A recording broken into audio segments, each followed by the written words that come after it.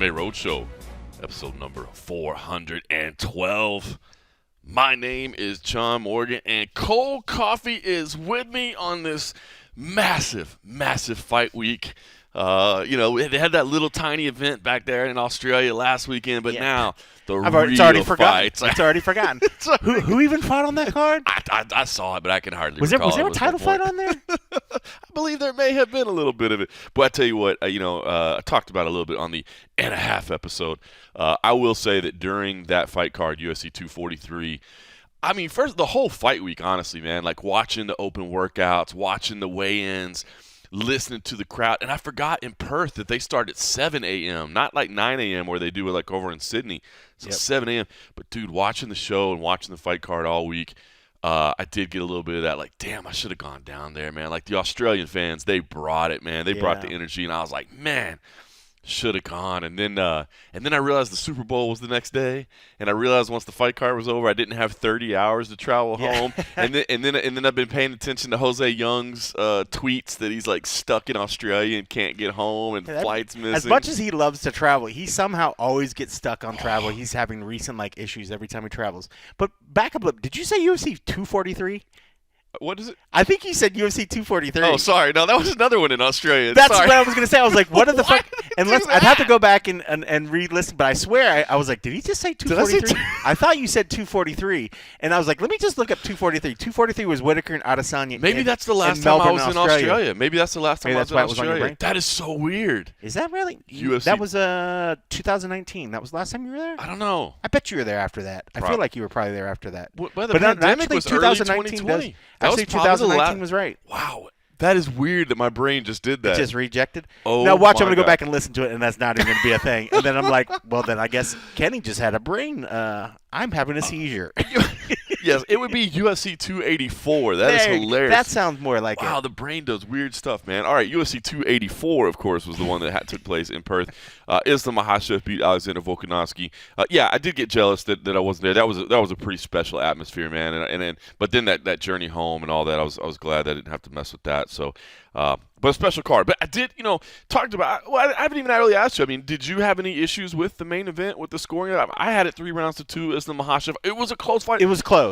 If anybody says they had it for Volkanovski, I'm not looking at them going like, you're crazy. Yeah. Like, I get the argument, but I thought they were close rounds, but I had it 3-2. I definitely thought it was close rounds. I think part of it, too, I think there was a part of me, whenever you start getting into it for a particular fighter, when you're really starting to pull for him, whether you mean to or not mean to. I actually picked Islam in the staff picks, but as the fight was going on, of course, there's a part of you that you just want Volkanovski to show up. And then when he started having some really great job of just getting out of all the takedowns, he was fighting everything off, then I was like, hell yeah, good job. But then I think something in my brain was then starting to notice everything good that he was doing, and maybe that was the cause for it. But at the end of the day, when they did the call, I certainly felt like, okay, yes, I can live with it. I knew it was going to be close.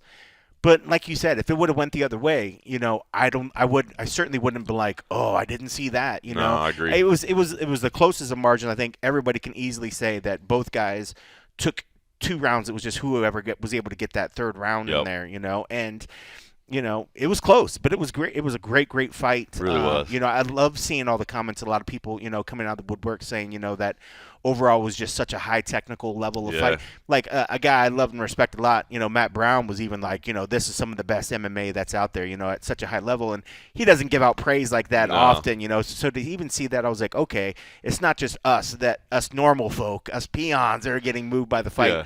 Even actual fighters that are watching it, even the true experts are like, wow, this is some really good shit. And it was incredible. It was everything I thought we would see. We got to see big strikes, we got to see the takedowns. Everybody's wondering if there was going to be the question, if he got taken down, would Volk be able to get up? And he certainly did, and he was landing good shots. But then also Islam was landing some good shots as well, Just because of the power he carries. Like, they were meaning more. And, you were seeing Volkanovski kind of, acknowledge the strikes because he was getting tagged a little bit. So it was a great fight. It was fun. And I really don't think Volkanovski's stock went down at all. But here's the interesting part. So for anybody that doesn't know, I do vote in the UFC's rankings. And the really only thing that mattered was just pound for pound and where you put them there. And I weighed back and forth, man, because I was thinking as it goes on, oh gosh, this performance from Volkanovski is so good. He's the one moving up in weight. He's the one that's fighting out of his weight class. He's taking the number one guy to the limit. Like to leave him at number one pound for pound, given what he did against the lightweight champ, completely justifiable, right? I mean, I would totally understand. Yep. But I ultimately decided that even though that's kind of the pound for pound, it's kind of a hypothetical thing. Yep. I just felt you still have to respect the head-to-head result. So I switched them. I put Islam at number one pound for pound, Alexander Volkanovski at number two, but it didn't come out that way in the UFC's official rankings. It's a majority, right? Yeah, I was in the minority. Yeah, they tabulate up all the votes. You send them in. So he ended up staying at number one. And it's an interesting one because I completely understand. I can see it. I completely understand. But I do feel like, again, if they're in different weight class, like let's say Volkanovski had lost to Islam Makhachev, and the number two guy was, somebody else in another division, right? Maybe Makhachev was number 5 or number 8, or maybe he wasn't even on the list.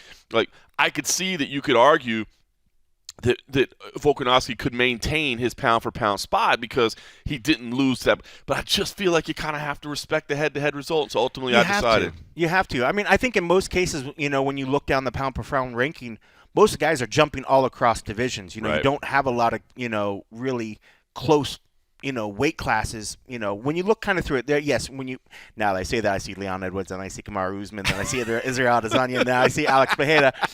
Besides those guys that are all like in the same weight class around there, usually guys don't have the opportunity to fight. It's always been like, okay, there's Demetrius Johnson. Oh, there's John Jones. Yeah. Oh, there's GSP. How do you even How compare can you even them? do it? And it was always like one of these things that was like, that was what was always kind of cool about the pound for pound, because it was always just a point of discussion. Right. It was like, well, my pound for pound guy is this, and it's because of this, and you're like, okay, I'm gonna wear that as a badge of pride.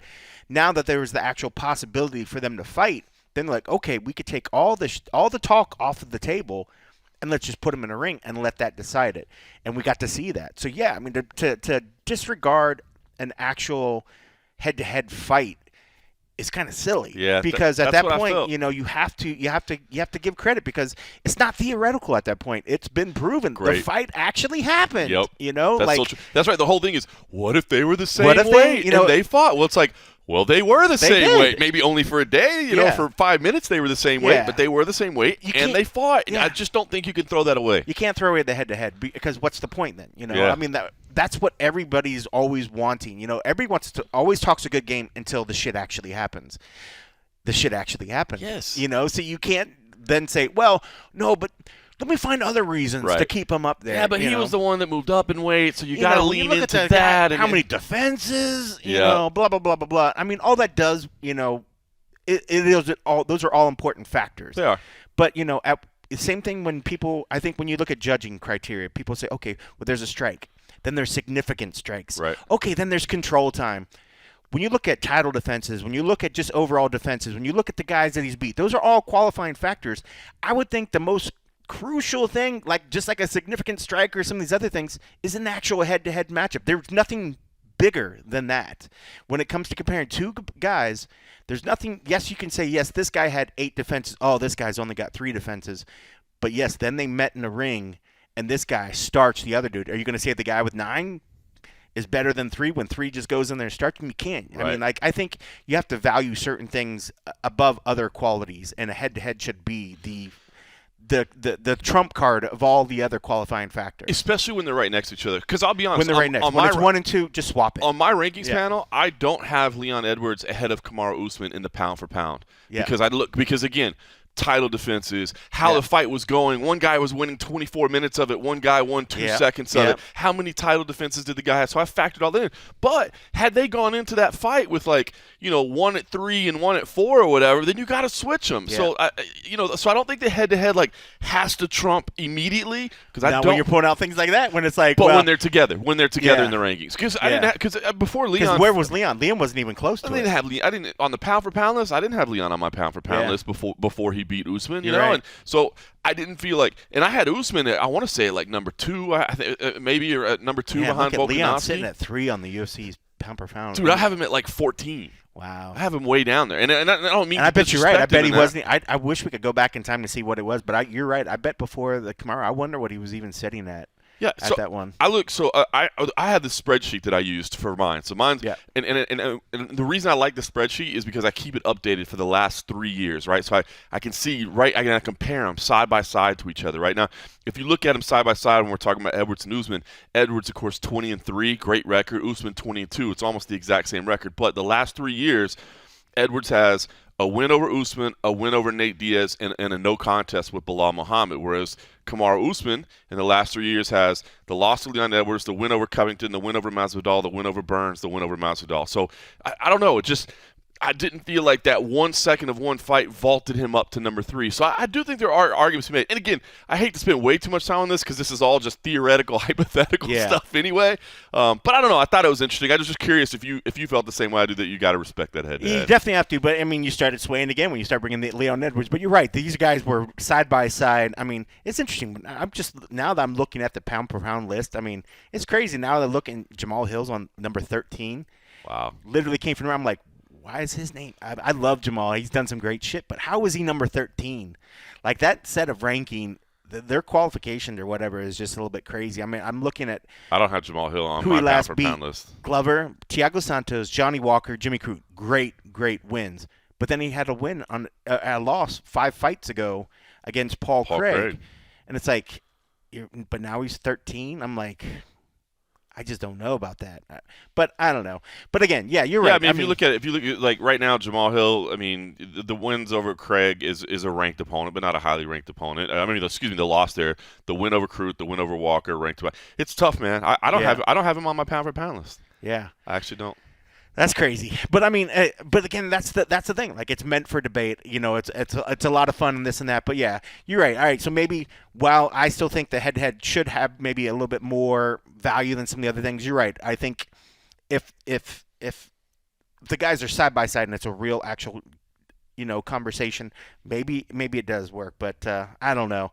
I'm not sad about the 1 and 2 because again, it's still just talking points, and when you take the point of like, yes, Volk went up and very easily could have won that fight, but it's hard to take stock away from Islam. Like, if those would swap, it doesn't mean anything, just like, I mean, it's just a talking point. It's just a talking point, but it is fun to kind of get people riled up, because I think if you went through that list and saw some of the names just like Jamal, I could see where somebody can be like, what is he doing there?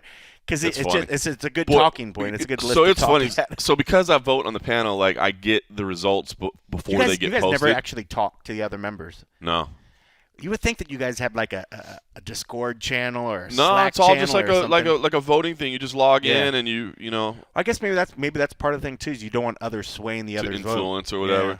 Yeah. So so we get the results early. So it was funny. So I've been putting out on Monday nights when they're and I knew that one was going to blow up, and I was like, oh, this one's dead. And it did. But you know what's funny? You talk about the discussion, dude. It was like 50-50 down the middle. Of like half the people were like, that's some garbage, and the other half was like, as it should be. Like, nobody's like, well, I could see either way. I guess that's what you do online, right? You just take an absolute. You say, nobody has logical discussions online. It was just like, this is either trash or it's exactly perfect. So give me 10 push-ups. Yeah, exactly, right?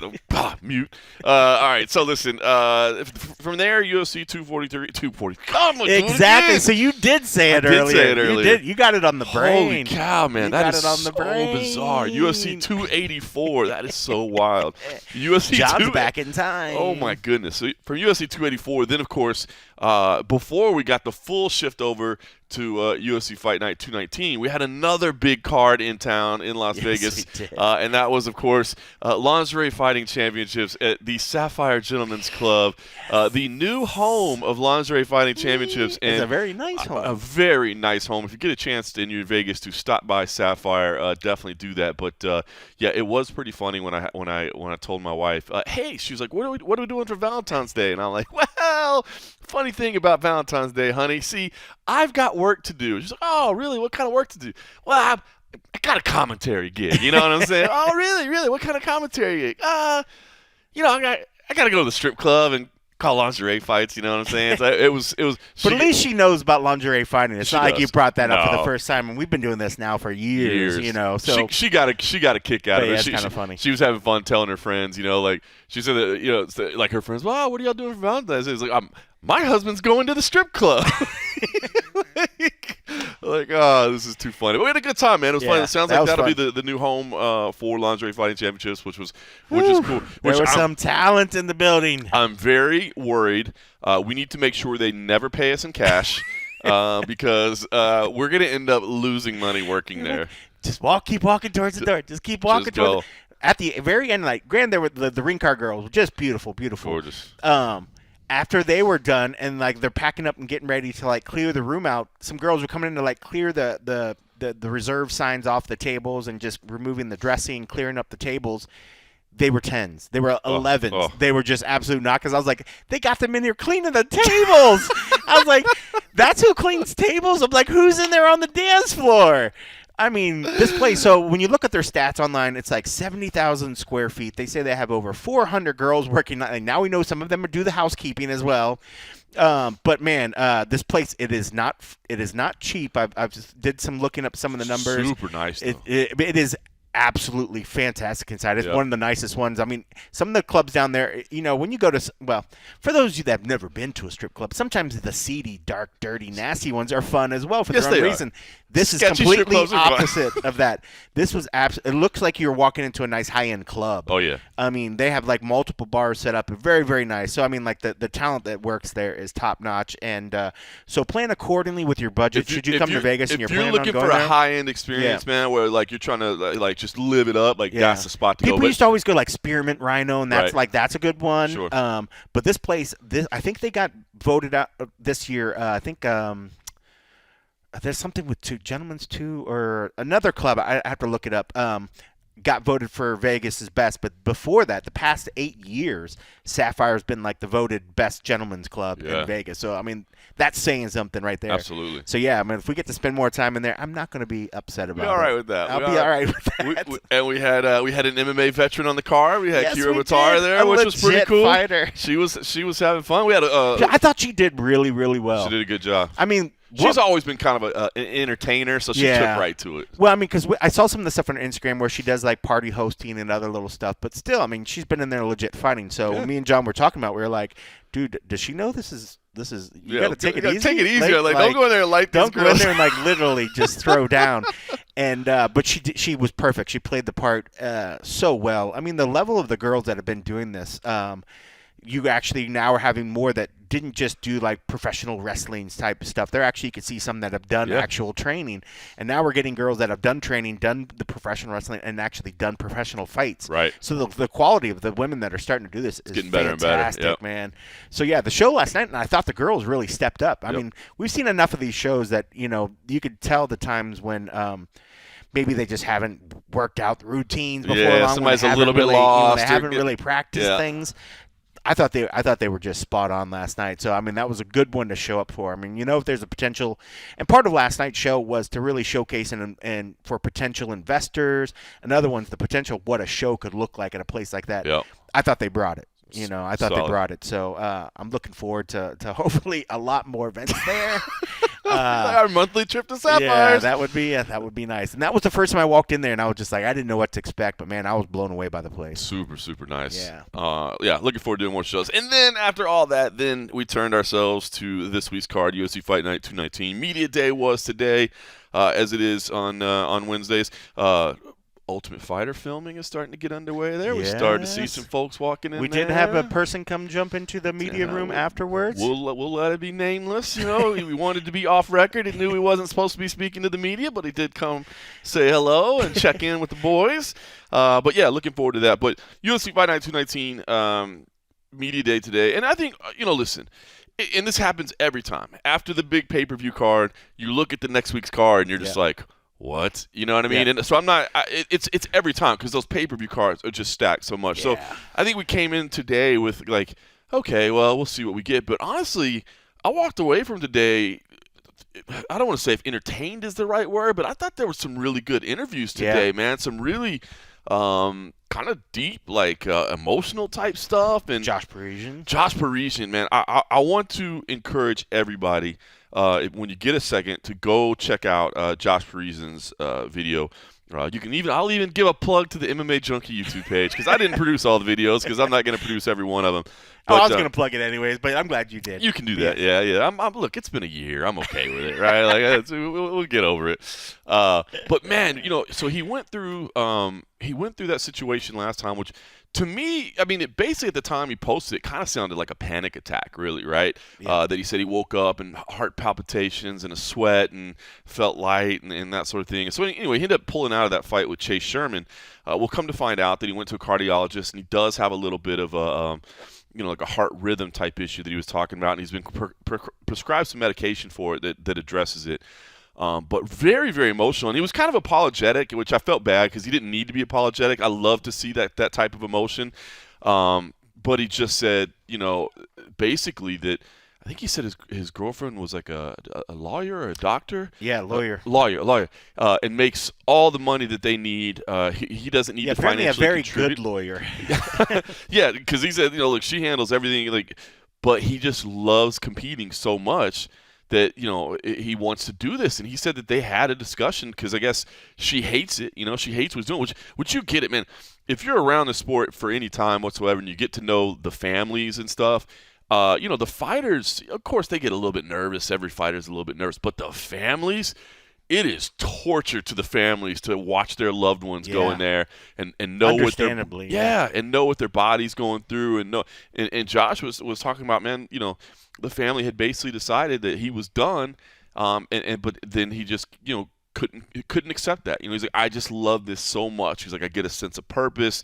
I just love the sport and I decided I'm going to continue to do it. Yeah. So I don't know. And it was all while he was getting very emotional as well. Yeah. He was almost to the point of tears. So while we've heard that same sort of sentiment, from fighters before, but to actually, he was starting to like shake and quiver, and you could hear the thickness in his voice. I mean, so he was getting very emotional about it, and that was the first I've ever seen him like that. You know, and we've seen other fighters do it, but I mean, when you hear things like that, I mean, there's nothing that makes it resonate and hit home when you're actually seeing him. And he was even sort of kind of apologetic. He was like, I don't know what's going on right now. He's like, I don't normally do this. He's like, I don't know why I'm getting emotional thinking about this, but well, he said it was the first time he kind of really talked about it openly, right? So it was, and that's I love it when they feel comfortable enough to like share that sort of stuff. I mean, that's part of why, honestly, why I love some of those fight weeks being there is just getting to see that thing.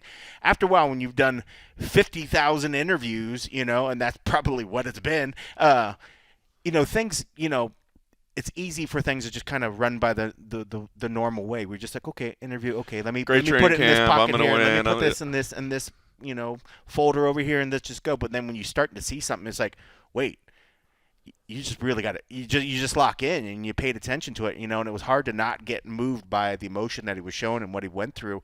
I think anybody, when you're faced with that thing that you love to do, and there's a potential for it to actually be done. We see that oftentimes where fighters don't know when to walk away.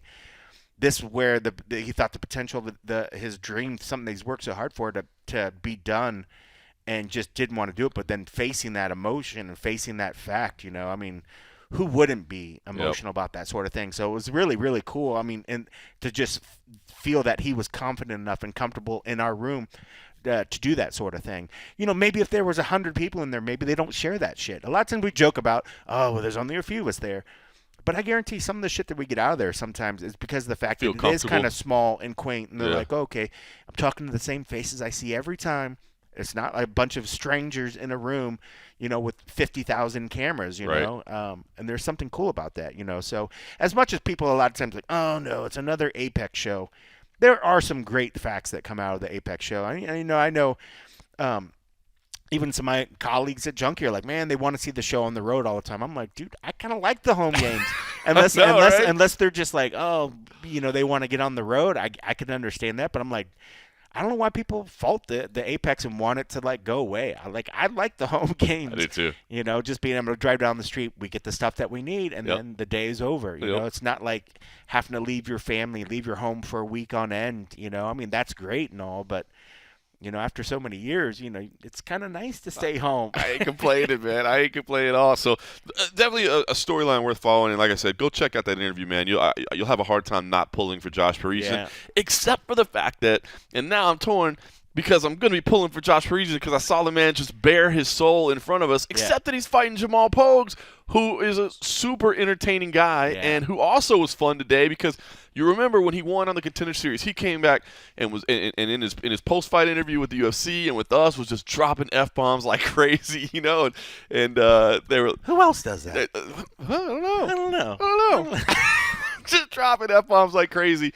And then he kind of admitted the point that they told him, hey, can you chill out on that a little bit, especially on ESPN. You know, we prefer not to have quite so many. So today he came to his whole interview, and unbeknownst to anyone in there, I just decided to keep counting them all.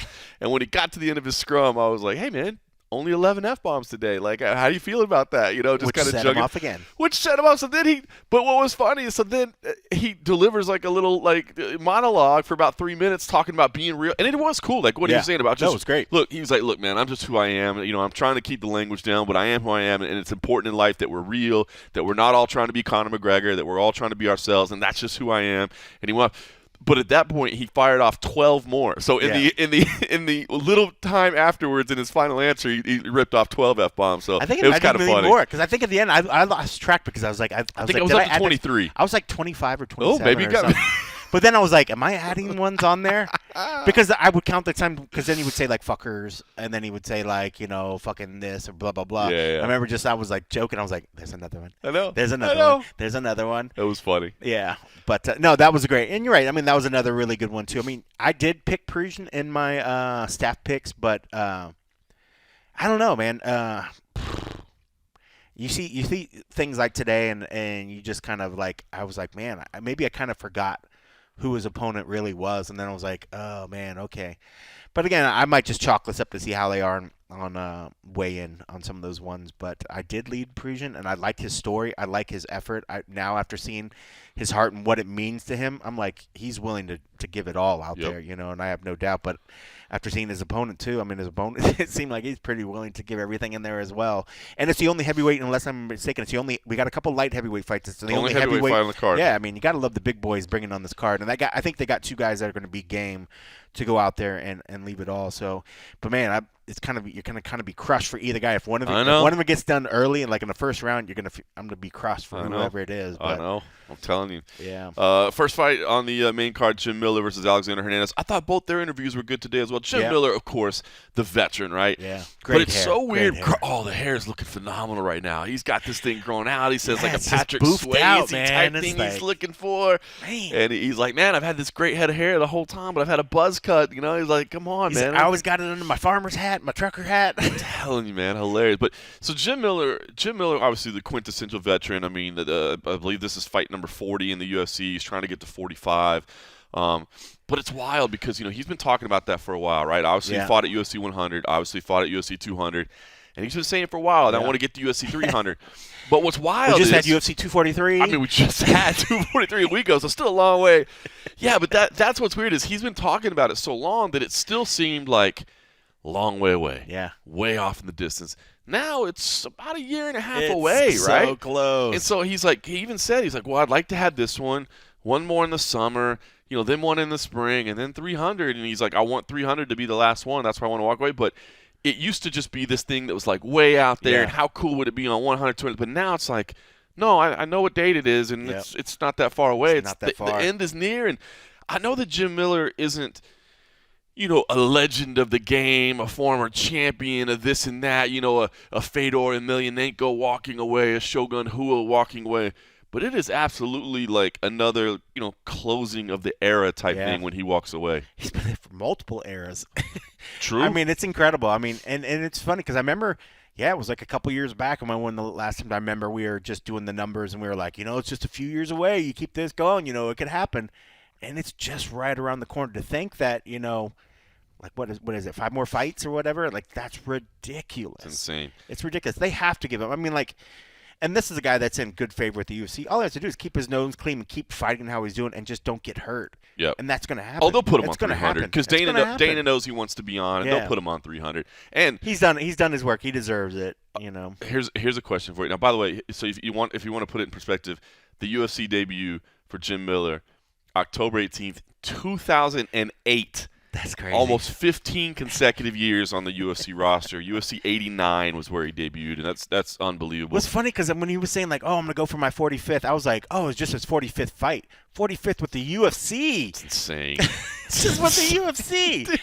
He's got like a ton more outside of that. I was like doing the number. I was like, "Wait, no, his record's like 40 and like 20,000 or something." Unbelievable. Unreal, dude. So let me ask you a question. Let's say he fights 5 more times, walks away at UFC 300.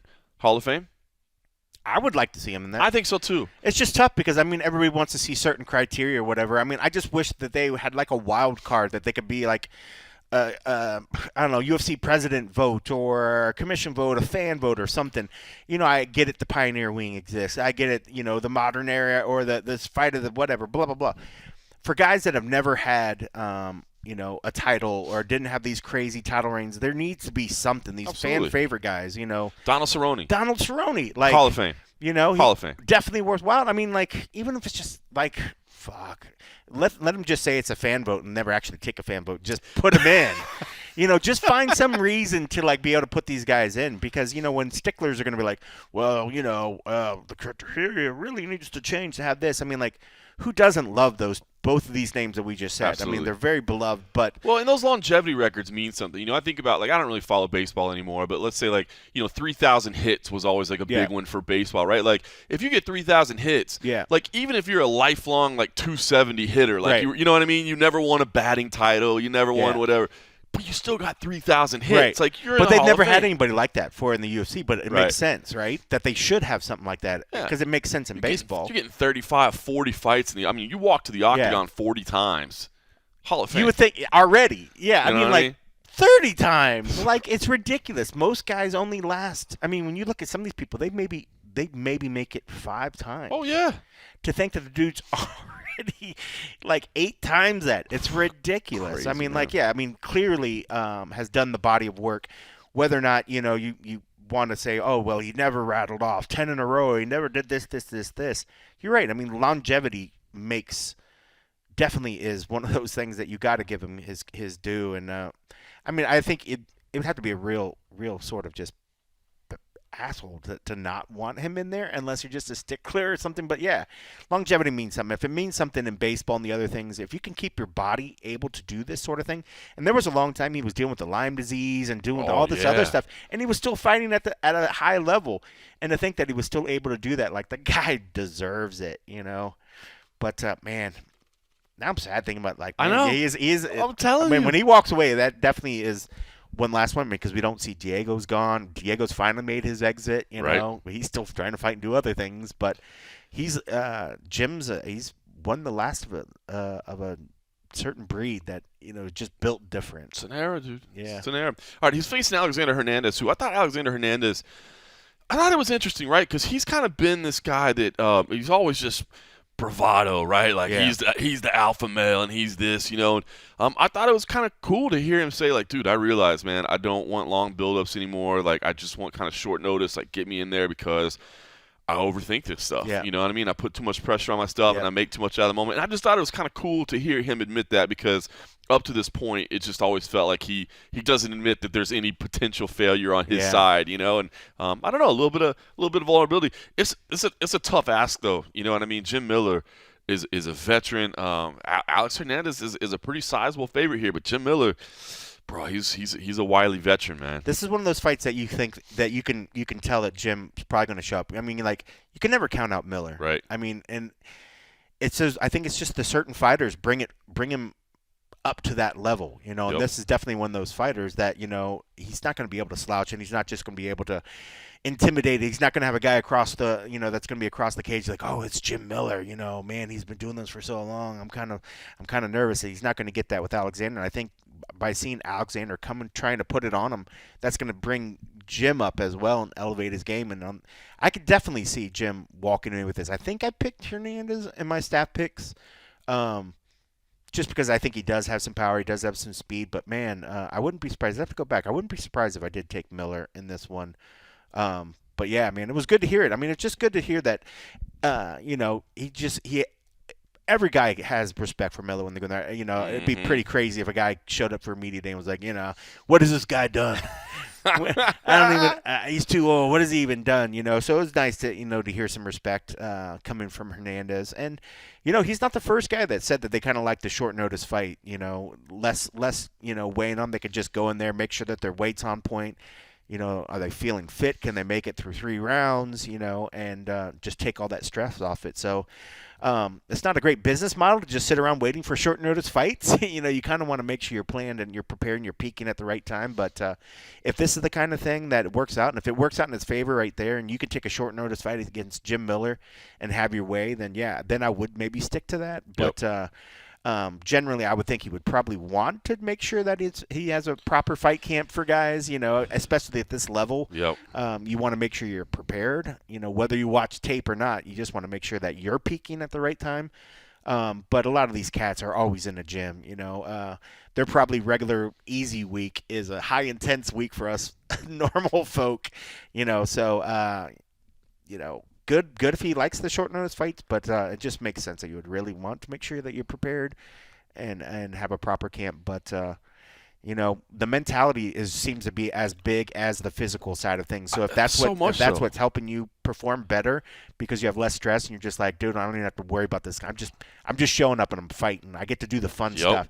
That's what everybody always says, right? They're like the fun part. They're like the fight camp sucks. That's the part they hate, and the fight's the actual fun part. So. I don't know. Maybe this is the new way of things. This game is such a psychological game, man, and I like when people talk about it because there was a time when people really didn't like to talk about it. You know what I mean? But I love the fact they really do because it is such a big part of the game. William Knight and Marcin Pragno, the rescheduled fight. Now, here's what I took out of this. Now, William Knight admitted he had a rough year last year. He's like, I had a couple losses. He's like, I also had a couple losses in my family, and it was tough. You know what I mean? He's like, and anyway, I had to reschedule from November because my knee was hurt, and I saw some other people with some knee injuries, and it just seemed like a sign to me that I need to get out. So it seemed like he took some time off, and he was good to go. But what stood out to me in that one is that we asked Marcin, hey, did you want to keep this fight together, or did you ask for somebody else? And he was like, oh, they asked me if I wanted somebody else, and I was like, nah, I want this fight. So I think Marcin, it's interesting because I think the line is basically a pick 'em, but it made me feel like Marcin loves this matchup. I mean, for you to go, it's not like he's number 5 and he was facing number 3 and he's like, bro, I'm gonna wait for number 3 because I'm trying to get myself a title shot. Like, there's a whole lot of people that you could fight because they're not in the rankings, so it doesn't really matter who you fight. And for him to go like, you know what, man? Nah, I'll sit around and wait a couple months. I've been preparing. Why would I waste it on another guy? I just have to do all that preparing again.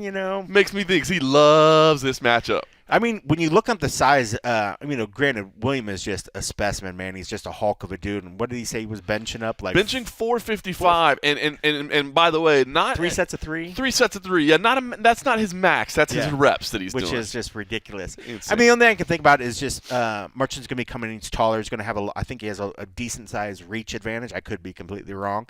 I mean, I'm sure he sees factors, and I think some people think that Knight tires out because he has those big muscles. But I thought Knight did pretty good the last time we saw him, at least in controlling the energy and not completely gassing out early.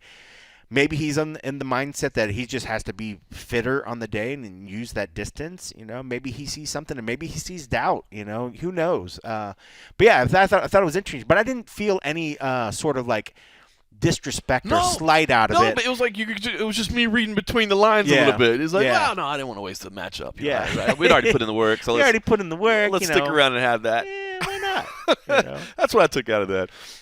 He'll regret it if he takes one of those big overhand rights. He's gonna be like, why did I decide to do this? Should have fought in November. Why did I do this? Believe it or not, Marcin only has a 1-inch reach advantage there. Is that it? That shocks me as well, to be honest with you. Interesting. It really does shock. Because he's 6'3", something like that. Yeah, 6'3" to 5'10", but the reach is 73 and 74. Interesting. So we've got some long ass arms. Yeah. Interesting. All right, Jordan Wright versus Zach Pauga. Zach, of course, moving down from heavyweight on The Ultimate Fighter. Believes light heavyweight is the proper home for him. Jordan Wright moving up to light heavyweight, where he's happy to point out that he is undefeated in his career. Admitted he just really is a natural light heavyweight, and trying to cut down to 185 was draining on him physically, draining on him mentally as well, and believes he'll be much happier here at light heavyweight. Zach, meanwhile, Till he takes a bunch of light heavyweight punches. I don't know. That's a big thing there. And then, meanwhile, Zach said, look, he didn't view the Ultimate Fighter as a no lose situation. He's like, Yeah. I still got knocked out. He's like, it sucks. So I'm happy I'm still here, but I am still very disappointed. But not the most high profile of co-main events that we're having here, Yeah. but one that I think does have some intrigue because you got one guy moving down, one guy moving up. It's going to be real interesting to see the way each of them looks at weigh-ins, and then see how their energy level is and that sort of thing when it plays out. Yeah, I remember it was really high on Zach for that tough fight, Yeah. but he was just going in against against Usman, right? Right. And that was just one of those things that I think it was just the universe wanted Usman to win. Like Yeah, right. everything was going the Usman family way at that point, so it just made sense that happened. But I remember a lot of people were really high, and if I can remember right, I thought the first round was pretty darn good. Was. So and Zach was competitive. Yeah, that's what I thought. So it'd be interesting to see. I think he's a pretty heavy staff pick favorite. I remember a lot of people were picking Zach. I do like Jordan. He always shows up for fights, but I think that's one of the things that could be his downfall too. You kind of know what you're going to get from him. He never shies away from, kind of ready to just meet in the middle and kind of throw down. And if you run into a guy with a lot of power, that could be a problem. But, if Zach can't keep his head off the center line, and Jordan saw what happened against that Usman fight, he sees the game plan right there, and he's quick. Jordan's got good speed, man. Yeah, we'll see if that. And he's got good power too. Yep. So, and if he really feels that this is his proper weight and he's feeling good going in there, I wouldn't write him off. I wouldn't write off. Definitely wouldn't. All right, it all leads to the main event, of course, Jessica Andrade versus Erin Blanchfield. I'm intrigued by this one, right? Because Erin Blanchfield, you got the 10-1, cold-blooded, 23-year-old prospect that is all the rage. So much at the media day. Yeah, it's just like, Erin, calm down. We can't get it all Yeah, in. she's got to develop that personality to market herself a little bit as she gets. Right now, it's very just matter of fact, right to the point. It's not like she doesn't say anything. It's not like she's rude. It's just very brief, direct, matter of fact. She's just there so she doesn't get fined. That's it. So we'll see if that. But here's a big test for the former champ in Jessica Andrade, who steps in on a week's notice. It's interesting because, technically Tyler Santos, of course, is a very difficult fight, a very tough opponent. He gave Valentina Shevchenko everything she can handle, and technically, Tyler Santos is still ranked number 1. So Jessica Andrade comes in here at number 3.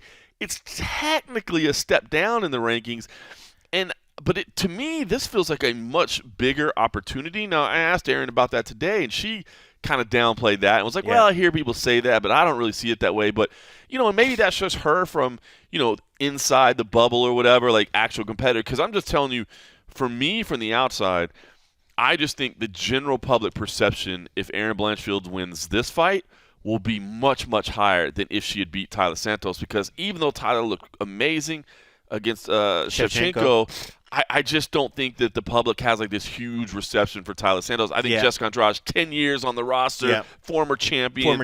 This seems like a huge opportunity. Yeah, I think it's that former champ thing. We all saw when, she practically murdered Rose out there with that big slam. And I think, I'll always have that image in my head. But you're right. But Tyler, what she was able to go out there and do, and some people, I want to say, were heavily saying that, hey, maybe the fight shouldn't have been ruled the way that it was, So she really, it was close. So to think that she had the potential of fighting, someone that very well could have been a champ, or at least on that champ level, because she put Shevchenko really to that point.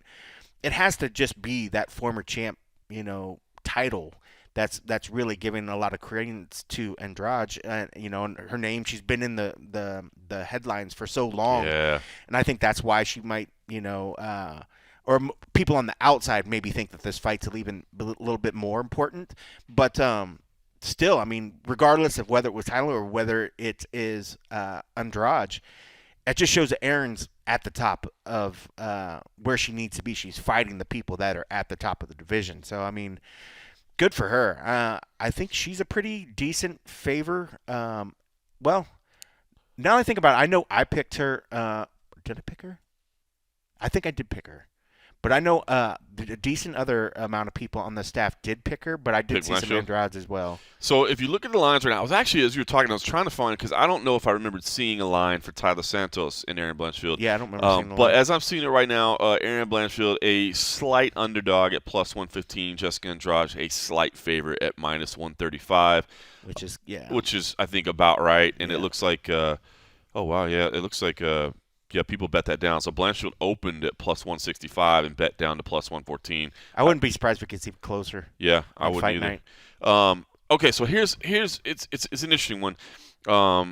And I wonder kind of you said you ended up leaning. You weren't sure which way you leaned, right? Yeah, I'm gonna look it up. Because here's when I obviously the experience. First of all, it's crazy to me that Andrade is 31. She's been in the UFC for 10 years and she's 31.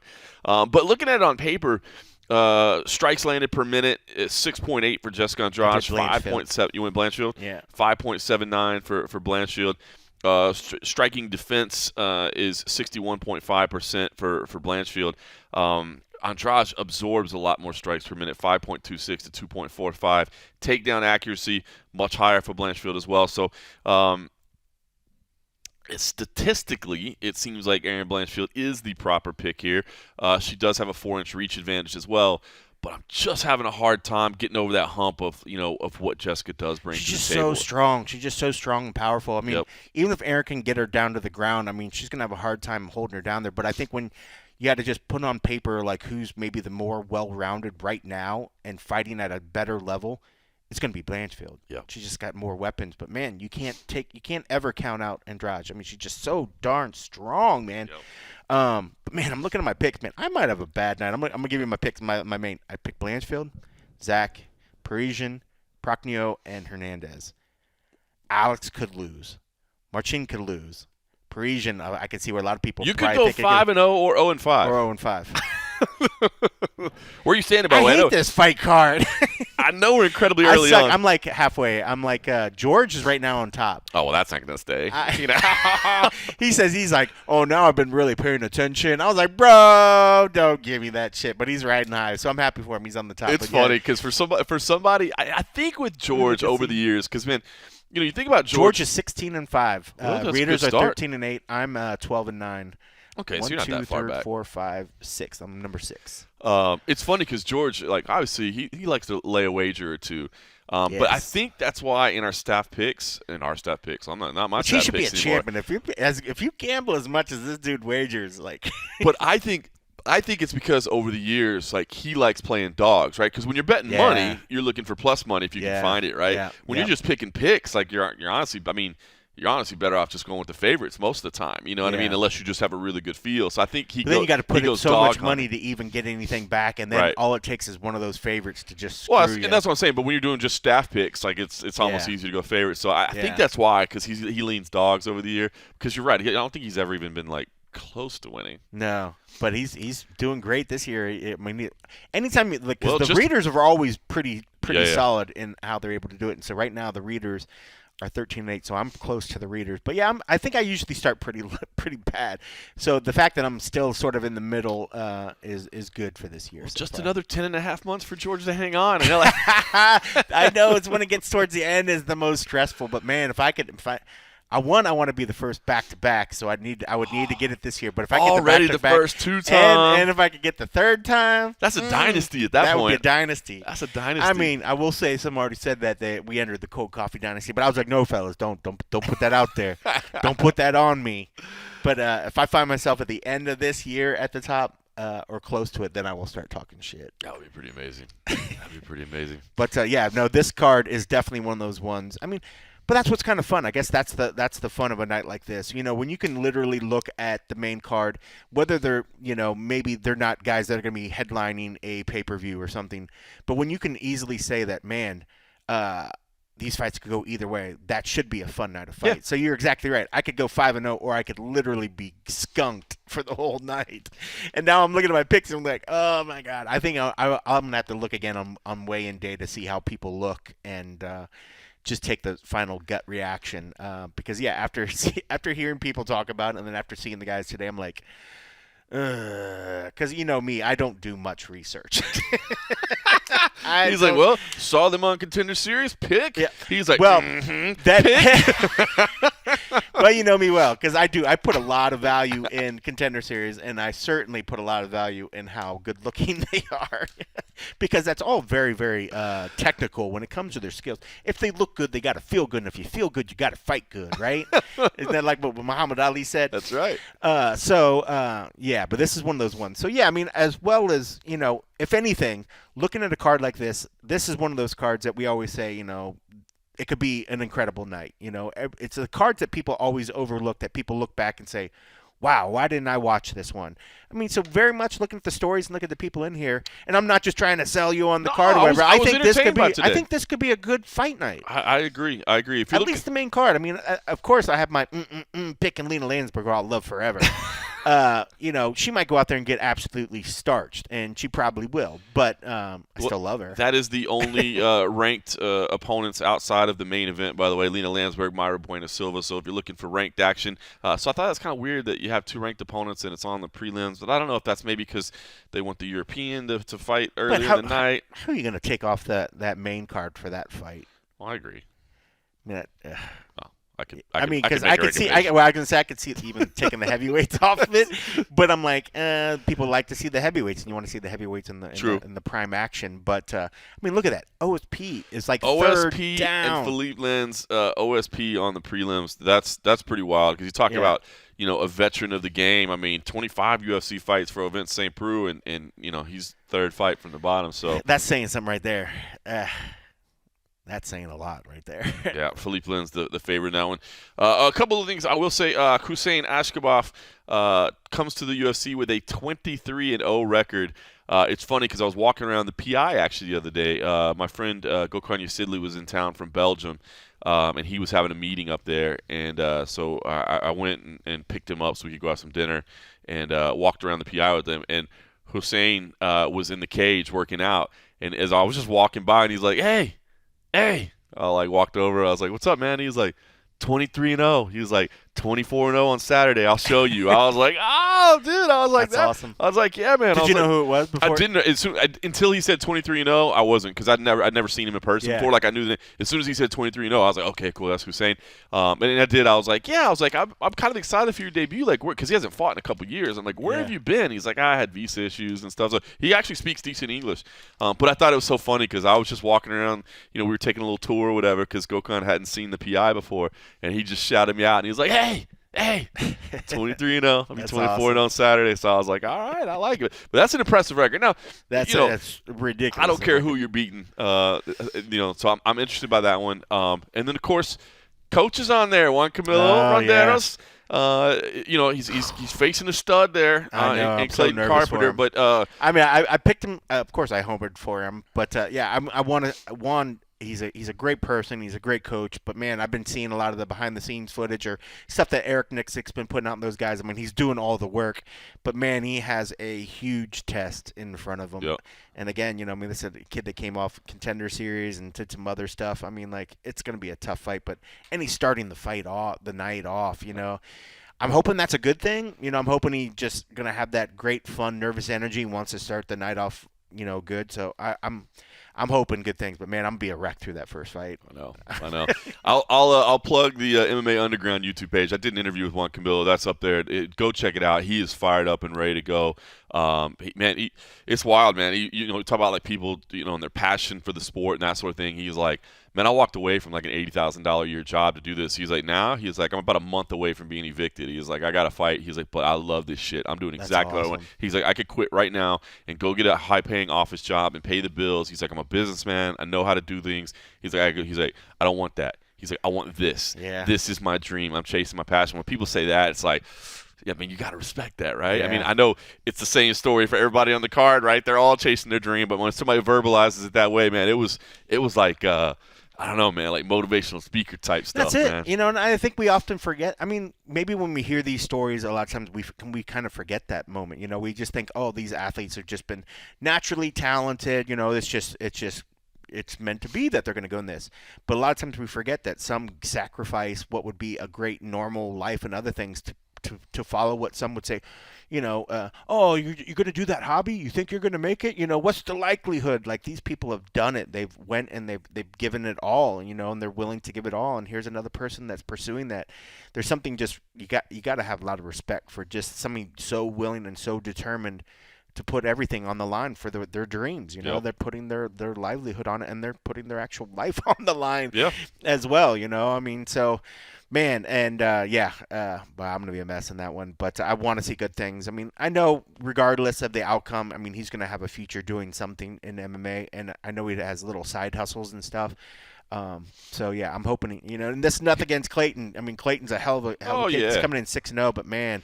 You spent a lot of time with Juan Camilo. Yeah. He actually said that was the first time he had ever coached, was coaching in the Train Alta program, and he was like, and I loved it. He was like, I really opened up my eyes to things I want to do. He's like, I really liked it. That's awesome. Yeah. That's awesome. Yeah, that's cool. Well, you figure the knowledge these guys have, and that's what was interesting when we were talking to the guy that won't be named that came in the room that wasn't supposed to. We know these guys are high-level athletes, and they're able to push themselves, but, how does that transition over when you try to take that step from being a fighter to actually being a coach? Mm-hmm. You have, I think most of these fighters have that inner voice that tells them to do these certain things and drives them. And when that voice speaks to them, they can listen to it, and the message registers. But when you take those words and you try to say that to another person, what happens when that doesn't immediately register? How do you then convince this person to do the things that you see in your mind? Yep. And some fighters have a great knack for it. James Krause, as much as, people want to say whatever was going right now, guy was a decent fighter. He was a good fighter, but he's a better coach than he was a fighter. Yep. We've seen that happen with other ones. Safe was a good fighter. Mm-hmm. He's a better coach. Yep. So it's interesting. So I love the passion to these other things, and it's the logical thing to happen for these fighters. If you're gonna be a fighter and you're gonna take yourself to that level, if you can be a coach, you certainly are going to keep yourself in the field a lot longer than those that just suck at talking to people. And if you can't fight, you had a couple fights, then you're going to have to go get another job. So I hope the transition. I just hope that he can have a successful career and have a successful career in coaching, because he was great, man. He was like a cheerleader and a good coach, and was able to kind of do it. And he motivated a bunch of fucking fat, lazy people to do great things.